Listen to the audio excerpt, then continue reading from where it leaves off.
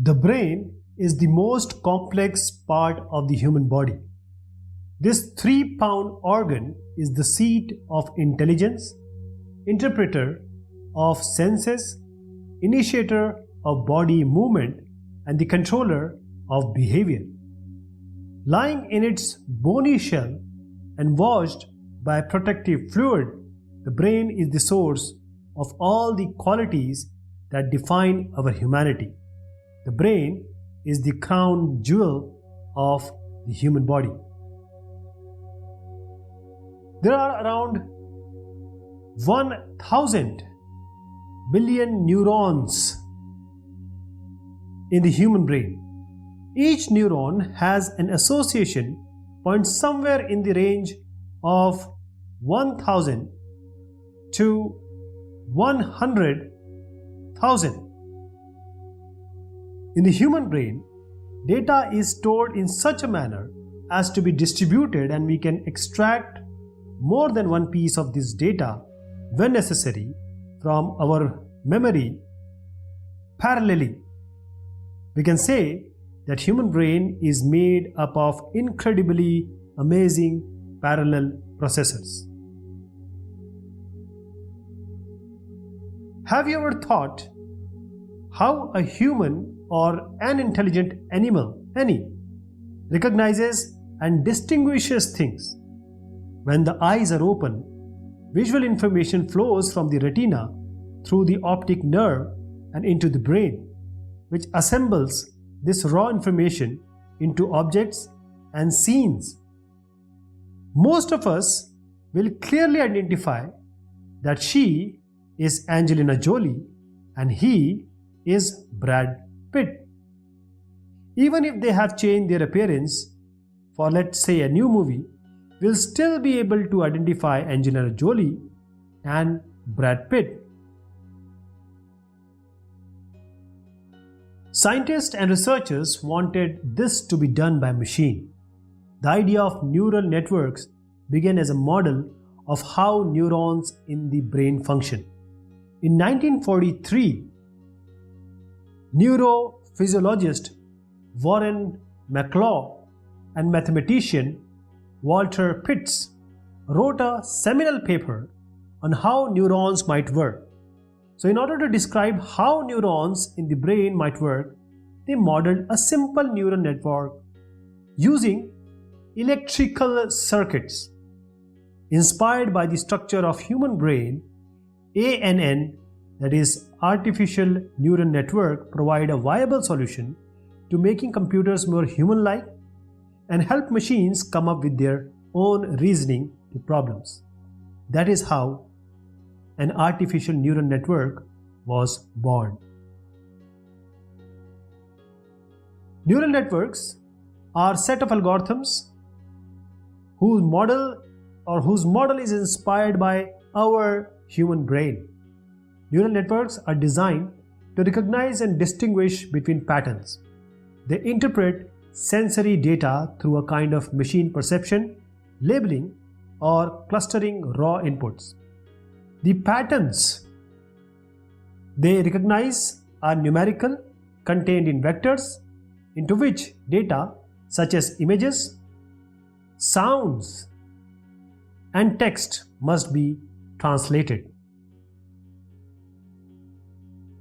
A typical neuron consists of 4 parts, and this is dendrite.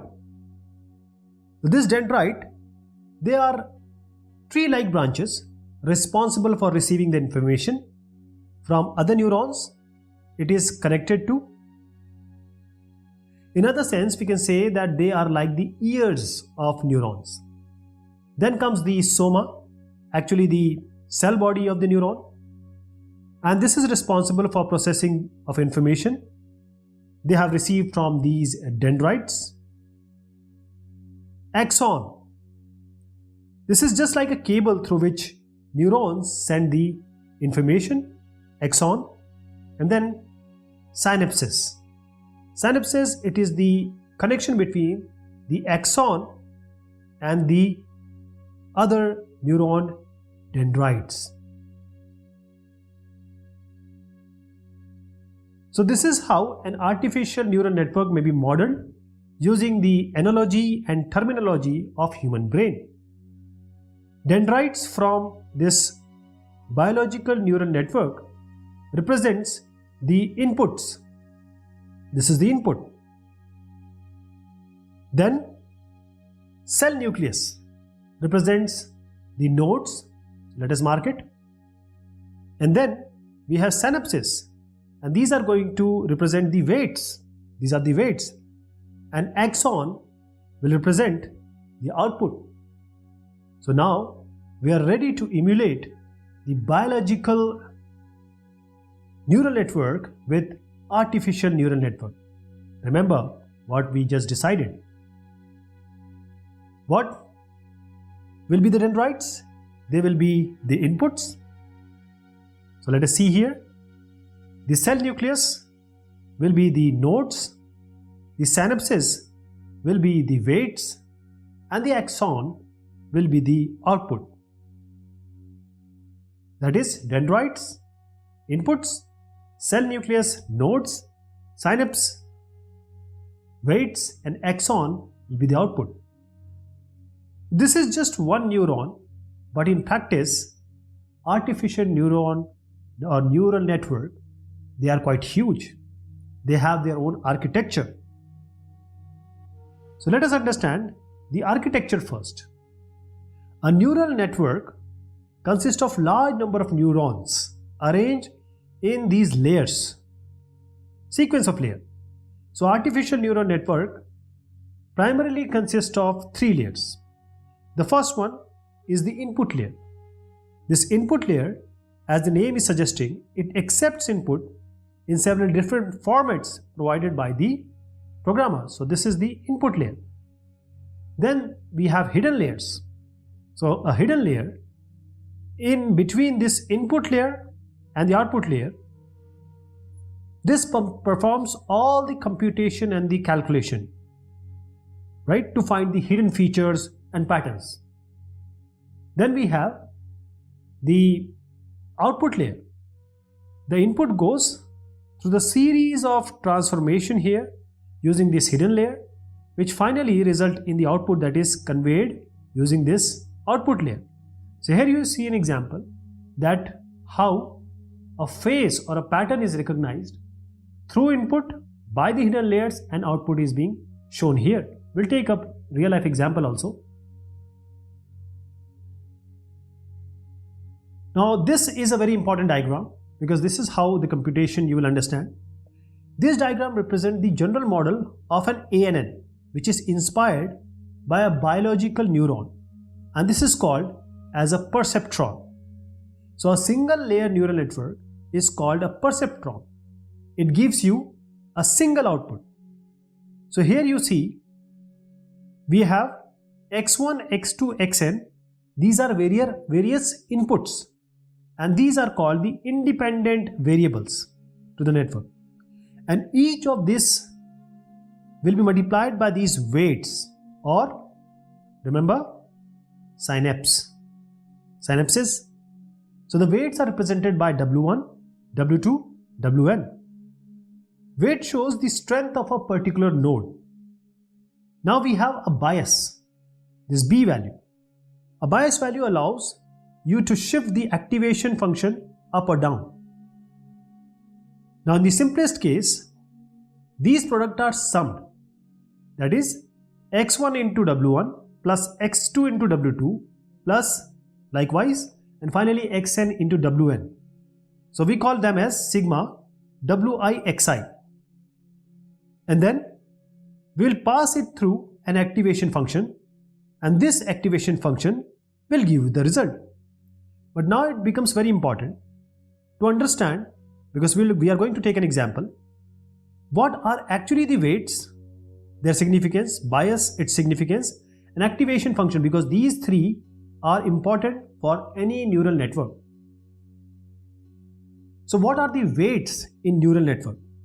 The weight represent the strength of the connection between the units. A weight may bring down the importance of an input value, or it may elevate it. Weight near 0 means changing the input will not change the output. Negative weights means increasing the input will decrease the output. So the weight decides how much influence the input will have on the output. So what is the significance of weights in neural network? Imagine we want to train a machine to learn recognizing the face of a dog or a cat. Let's say it's a dog. So now the features of the dog, that is the recognizable, can be its eyes, can be its nose, or it can be its ears. Let's say dog has a distinctive nose other than the other animals, that is we are thrusting upon one of the features, that is distinctive nose here. So assuming inputs can be between 0 to 1 in between this. So in order to give weightage more to the nose, here we will assign all these 4, 1, 2, 3, 4, the weight as 0.6. And these, that is the eyes and the ears, will give just 0.2 and 0.2. Now let us consider one more scenario where we say that dog has a distinctive eyes now as compared to other animals. So what we will do, here we will assign all these 4 weights, here 0.6, and others, that is this one and this one, both as 0.2. So this 0.6 is a higher weight being given because this is distinctive and we want more thrust to be given to this. I hope you got the idea of weight. What is a bias and what is the role of bias in neural networks? So bias is just like an intercept added to a linear equation. So y equals mx plus c. This c we are calling it as an analogy to our bias. So this is the additional parameter in the neural network which is used to adjust the output along with the weighted sum of the inputs to the neuron. Bias value always, it can shift the activation function to right or left. So let us take an example here or understand it clearly, that here we know that this y will be what? x1 into w1 plus x2 into w2 till xn into wn. So output will be what? Sum of x1 w1, that is weights into inputs, x1 w1 plus x2 w2 plus xn wn plus a bias. Now I want you to consider this as y equals mx plus c equation. Y equals mx plus cy because y here output is unknown. This is an independent variable. Oh, this is the variable which is dependent. Sorry. This is a dependent variable and this is an independent variable, and this m is the weight and c is our bias, that is m is corresponding to the weight and c is corresponding to the bias. But what will happen if we don't give the bias, that is c? This will be y equals mx plus c. Here is no bias, so 0 bias. What will happen?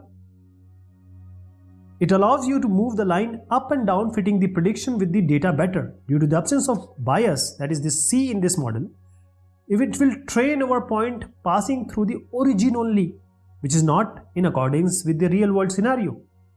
Also, with the introduction of bias, the model will become more flexible, as you see here. This is the real world scenario, otherwise it will always pass through the origin, which we does not want. That is why we have a bias.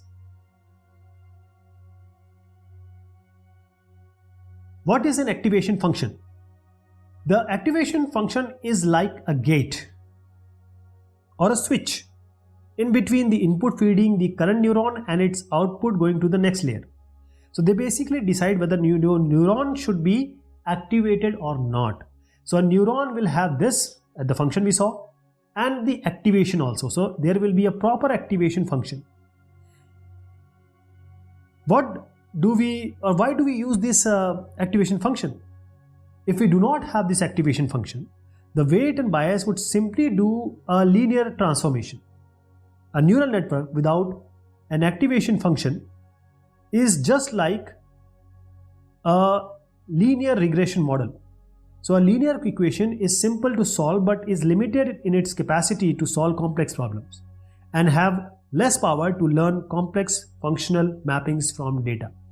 So whatever amount is coming, for example, the value which is coming here is, let's say, 29326. So we don't want to deal with this number. So let us pass it through an activation function and bring it down to 0 to 1, or say -1 to 1. That is more easy to handle. So these are the different types of activation function that may be employed. The activation function can be divided into two types: the linear or identity activation function or non-linear activation functions. So let us briefly talk about these three, that is the sigmoid, we also call it as logistic, then this tanh, hyperbolic tangent, and the ReLU, that is the rectified linear unit. The first one is sigmoid or logistic.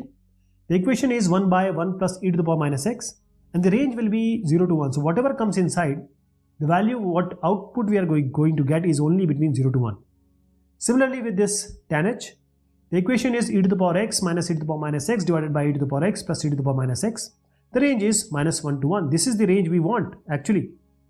And then we have ReLU. This is the widely used. And the equation is simply max 0 to x. So see here, it is 0 here till on the left hand side. And then here we have 0 to infinity. This is the ReLU function. What computation actually happens in the neuron? So a neuron takes inputs, does some math, and then produces an output. Here what's a 2-input neuron looks like. So three things are happening here. The first thing is each input is multiplied by a weight. That is, x1 will give you, this will give you x1 into w1 and then x2 into w2, which is the second one. First thing is this one. Next, all the weighted inputs are added together with a bias B. I already told you there will be a bias B. So you see here, there will be a bias B added to x1 into w1 and x2 into w2. That is, these two will be added, these two, and then a bias will be added. And then we have the activation function. Activation function is used to turn an unbounded input into an output that has a nice predictable form, say from 0 to 1 or -1 to 1. We'll use the sigmoid function, as we just saw, as an activation function. So let us take an example. Assume we have a 2-input neuron that uses the sigmoid function and has 3 parameters. So this is the input parameter. X equals 2, 3. So x1 will get value of 2, x2 will get you a value of 3. So this is for x1 and this is for x2. This is just written in the vector form. So it is same. Then we have the weights. Weight is also written in 0, 1, that is vector form. So this will weight 1 and this will be weight 2. And we have a bias, which is 4. So what we will do, let's give the neuron an input of x, which is 2 and 3. And we'll use the dot product to write things more concisely. That is x1 into w1 plus x2 into w2, and this will be added with the bias. What I'm trying to suggest here is, see, x1 is 2, x1 is 2 and x2 is 3. w1 is 0 and w2 is 1. We taken from here. Then 2 into 0 plus 3 into 1 plus the bias. That is, this bias is 4. So this x1 into w1, that is 2 into 0 plus 3 into 1 plus a bias, which is the 4. And this will be our result, 0 into 2 plus 1 into 3 plus 4. And this will give you 7. But we are here. This is an activation function. So we have to pass it through an activation function. So activation function, that is this function which we will be using as sigmoid, and you know sigmoid will always give you value between 0 to 1. So we have to put this value inside this x, and then you get the final value as f7, this function applied on this 7 as 0.999. This is the result. Okay, this is the result of single neuron. Now let's just complete the discussion by combining neurons into a neural network. This is a feed-forward network. So a neural network is nothing more than a bunch of neurons connected together, as you see here. This network has two inputs. There is a hidden layer with two neurons, which is H1 and H2, and an output layer with one neuron, which is O1. Notice that the input from O1 are the output from H1 and H2. That's what makes this as a network. So a hidden layer, which you see here, is any layer between the input and output, that is the first layer and the last layer, and there can be multiple hidden layers. So now let us assume these are the parameters. We have x, similar to the previous one, we have 2 and 3. So x1 will get a value of 2, x2 will get you a value of 3. We have weights, so assume that the weights are similar for every neuron, that is the weight will be 0 and 1, and the bias, let us assume it to be 0. So now we are making it purposely 0 in order to ease down our computation, and the function will be sigmoid. So we talked about one neuron, now we are talking about a network. Okay, so how does this work? Now see it very carefully. First of all, x1 will get a value of 2, x2 will get a value of 3, and then we have w1, which is 0. This is for w1. This is x1, this is x2. w2 will get value of 1. So w2 will come from here, 1, 1. Okay. Now what we will do, this w1 again, because we are assuming that the weight is 0 and 1. So weight 1 is 0 and weight 2 is 1 for all of these weights. The first thing is, how do we compute for h1? For h1, the computation will be same as the previous one, that is this 2 into 0 plus 3 into 1 plus a bias, which is 0. So I'll just add a 0. Similarly, for h2 also same thing will be done. Again, h2 will also get 2 into 0, this 2 into 0 plus 3 into 1. Again, we have assumed no bias, so 0. So h1 will get a value of, see, same thing I am trying to suggest here is 2 into 0, 0, 3 into 1, 3 and 0. So this adding gives you 3. For h2 the same thing, we get a 3. Now we have to pass it through everywhere, every time, every time we have to pass it through the activation function, only that then the neuron will get activated at a certain value. So we are passing it through the sigmoid function. So we get a value of 0.9526. Okay, this 0.9526 is coming from here. This is giving you value of 0.9526. This is also giving you a value of 0.9526. So this is for h1, this is for h2. Now compute for o1. What o1 will get? So we'll do the same thing. This is our input. So input into, this is say x1 and this is x2. So x1 into 0, that is x1 into w1 plus x2 into w2. This is what we do, plus bias. So here 0.9526 into 0 plus 0.9526 into 1. Bias is 0. So what do we get? This one only, 0.9526. And this again have to pass through the sigmoid function. So when it passed through the sigmoid function, what do we get? We get a value of 0.7216. And depending upon, say, we are assuming that a dog or a cat. So if the value comes above 0.5, we are calling it as a dog. If the value comes below 0.5, we are calling it as a cat.